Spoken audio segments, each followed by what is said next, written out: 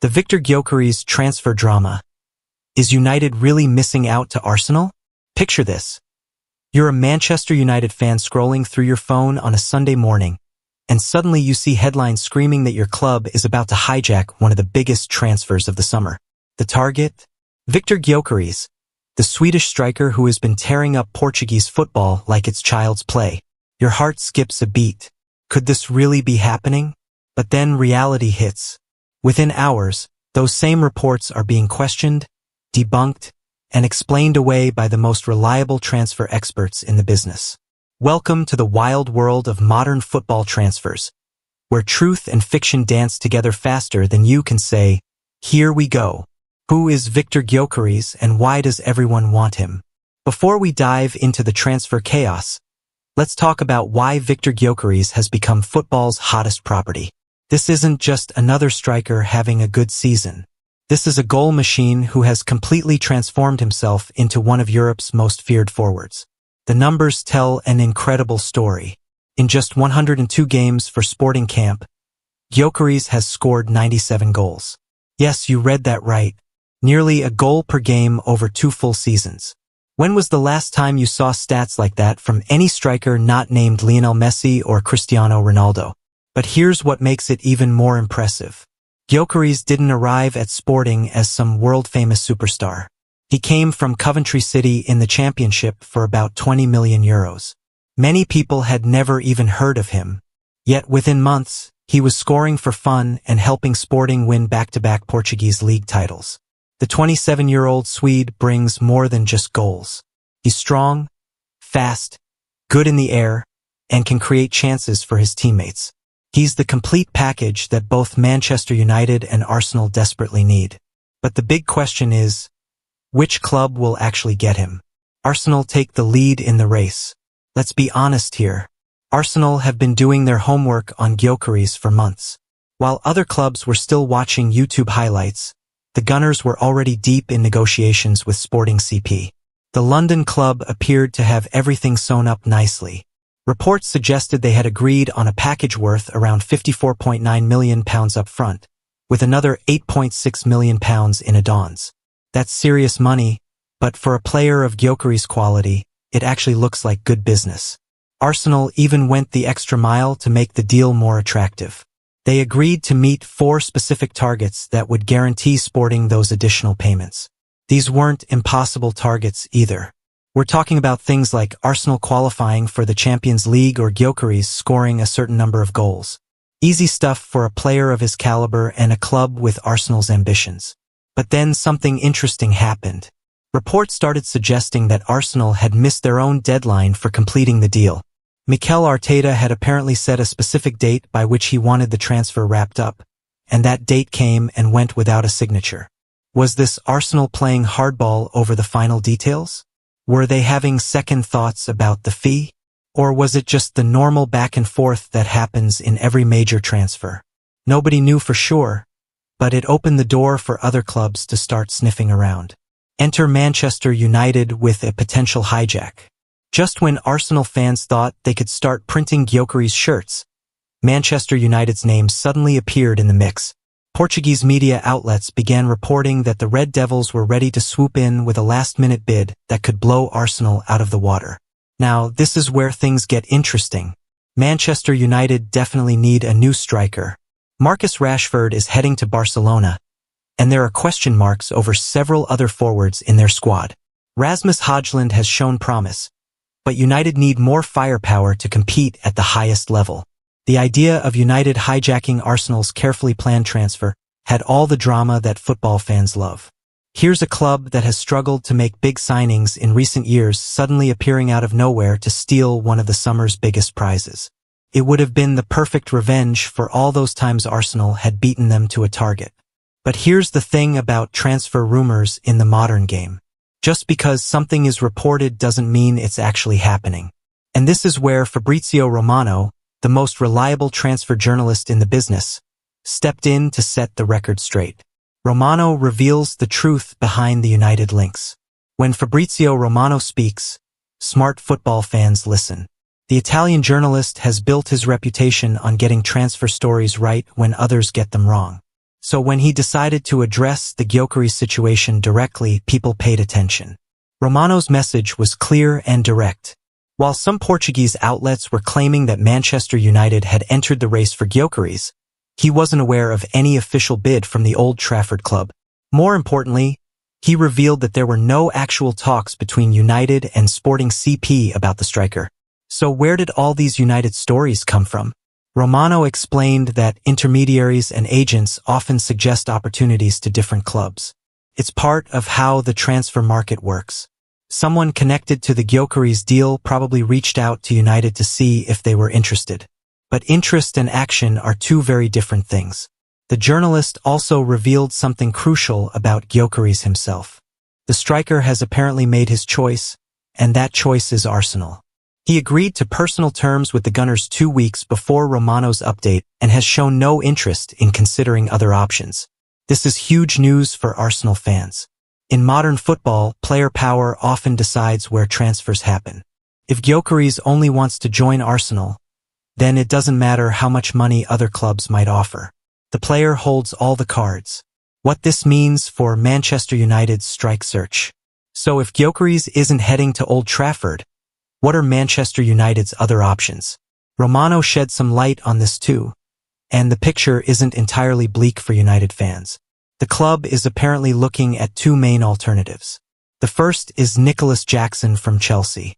Now, this might surprise some people because Jackson has been decent for the Blues, but he's apparently not considered untouchable at Stamford Bridge. United know that Jackson could be available if the right offer comes along.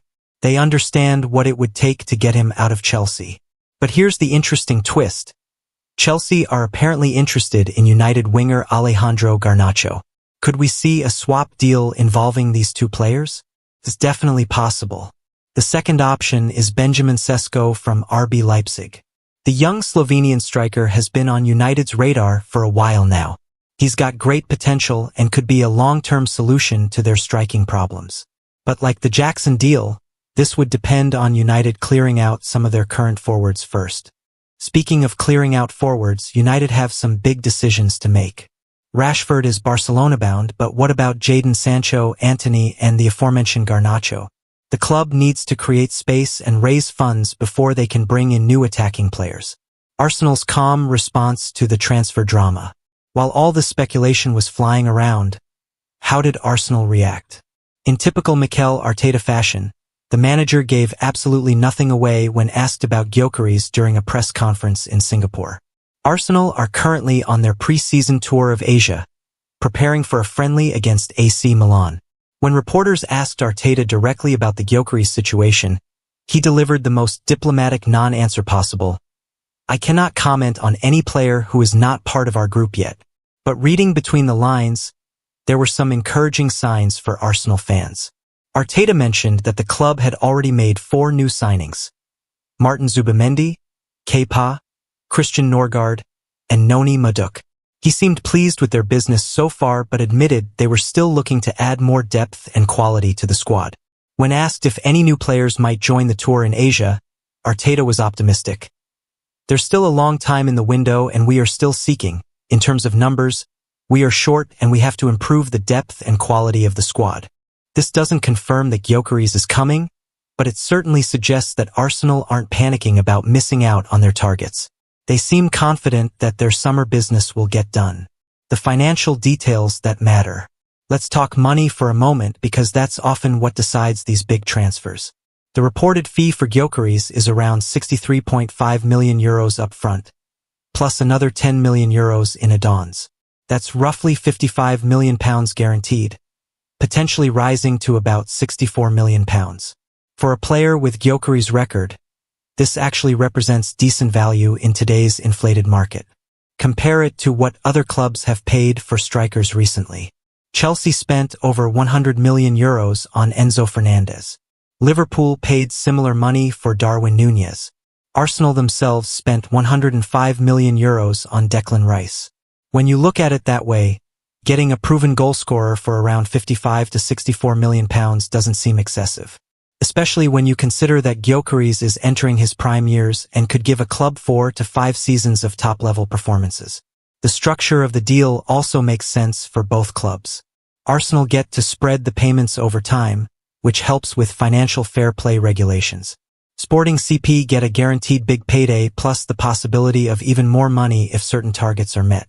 What happens next in this transfer saga? So where does this leave us? Based on all the available information, it seems like Arsenal are still in the driver's seat for Gyökeres. The player wants to join them. They've agreed on personal terms, and they're working on the final details with Sporting CP. But football transfers can change quickly. Until someone signs on the dotted line, anything is possible. Could another club swoop in with a dramatically better offer that changes everything? Could Arsenal walk away if Sporting CP demand too much money? Could Gyökeres change his mind about where he wants to play? These are all possibilities, but they don't seem likely based on the current situation. Romano's track record suggests that when he says a player prefers one club over another, that's usually how things end up. And Gyökeres apparently has his heart set on the Emirates Stadium. For Manchester United fans, this might be disappointing news, but it's not the end of the world. The club has other striker options, and they might end up being better long-term choices anyway. Jackson and Sesko are both younger than Gyökeres and could have higher ceilings. The bigger picture for both clubs. This transfer battle tells us something important about where both Arsenal and Manchester United are right now. Arsenal are showing the kind of planning and preparation that successful clubs need. They identified their target early, worked on the deal for months, and got the player excited about joining their project. Manchester United, on the other hand, seem to be reacting rather than planning. They're being linked with multiple strikers without any clear strategy about which one they actually want. This isn't necessarily criticism, but it does show the difference between the two clubs' approaches. Arsenal are building something special under Mikel Arteta. They've got a clear vision of how they want to play and the types of players they need. Gyökeres fits perfectly into that system. He's the kind of clinical finisher who could take them from Champions League contenders to title winners. United are still trying to figure out their identity under their current management. They need to sort out their existing squad before they can successfully integrate new signings. This might actually work in their favor with other targets, but it has cost them in the Gyökeres race. Final thoughts. Why this transfer matters. The Victor Gyokeres transfer saga is about more than just one player moving from one club to another. It's a snapshot of how modern football works, how reliable information differs from speculation, and how player preferences often trump everything else. For Arsenal fans, this looks like great news. They're getting a proven goalscorer who wants to be at their club and fits their style of play. For United fans, it's a reminder that their club needs to be more decisive and organized in the transfer market. But here's the most important thing to remember. Transfers like this don't happen in isolation.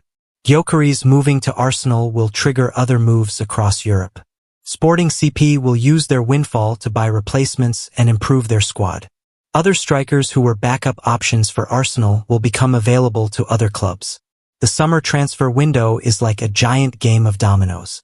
Once one big piece falls, it creates a chain reaction that affects clubs across the continent.